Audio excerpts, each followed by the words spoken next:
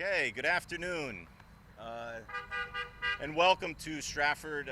Here we are on Lordship Boulevard at a Wheels to talk about the Transportation Climate Initiative. I'm also joined with our newest state senator, Ryan Fazio from the 36th Senate District.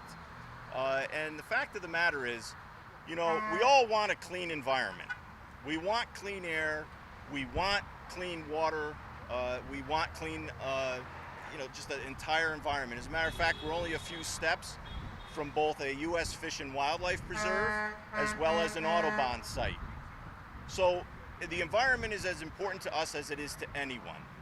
But the fact of the matter is the governor is now pushing this Transportation Climate Initiative, which is not going to achieve the goals that it says it will. In fact, because it's not going to achieve the goals, the Sierra Club has withdrawn its support of this initiative. And instead what's going to happen is the governor is going to impose a gas tax on middle and low-income families, $100 million gas tax that is going to hurt and cripple the family budget at a time when they really can't sustain this. Now, we've heard a lot of news about a lot of different things. You know, the governor would like to see us propose ideas. Well, you know, one, I was just, up in the northern end of my district in Shelton. I was at Jones Farm hearing about the agriculture in the state of Connecticut. And here I heard some discouraging news where they're saying that there's 5 farms in the state of Connecticut that are for sale. 5 farms. Now, in my lifetime, I've never seen a neighborhood get bulldozed and turned into a farm. Quite frankly, it happens the opposite. Farms turn into neighborhoods. Neighborhoods turn into development. And the governor cited a 3-year-old report yesterday that identified residential development as one of the causes of greenhouse gases. And here we have an opportunity to help our farms not only do great jobs with agriculture, employ families, but can also keep open space. And not to mention make a very good product, whatever it is. This is the type of initiative they need to have the opportunity to make sure their products get to market, and it's something that the government can do without costing the taxpayers any additional funds. This is a smart idea all around. It's a win-win-win. But the majority will have nothing of it because their solution to every problem is the middle-class wallet.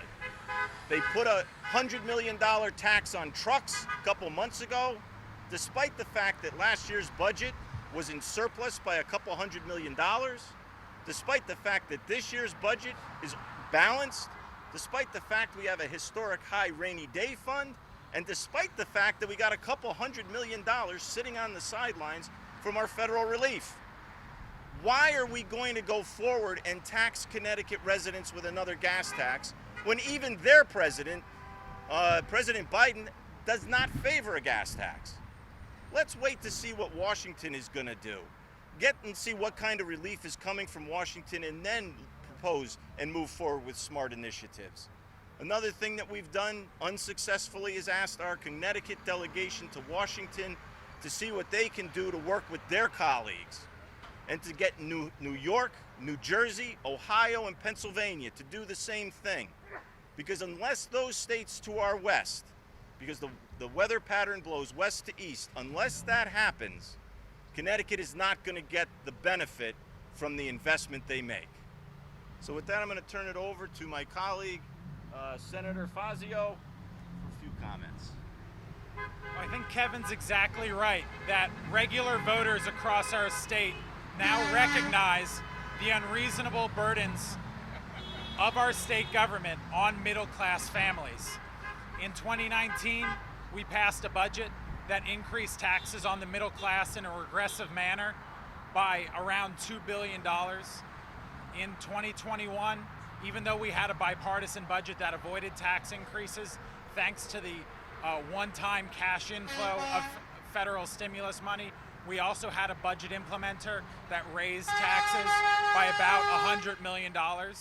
And now also, there's this attempt in the form of a TCI gas tax to increase taxes on the middle class by another $100 million. This state is taxed too much already. We have the second highest tax burden in the country, and that's part of the reason that we have one of the highest unemployment rates in the country. We can protect our environment in a reasonable manner with targeted solutions, supporting the adoption of technological development and of clean energy, but higher burdens in the form of regulations and taxes on the middle class in Connecticut is just unacceptable. And I think regular people, including the people behind me, are stepping up to say, enough is enough. We need to reduce the burdens on regular people and workers, create jobs, and support our environment in smart and creative ways. I am very confident that we can do better, and I appreciate Senator Kelly and others stepping up in order to show a better way in Connecticut.